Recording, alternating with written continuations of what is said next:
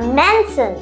Hi, I'm Mia. Today we're going to show you how to make a mooncake.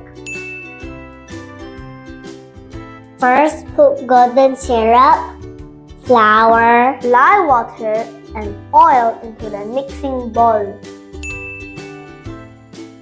and mix into a dough.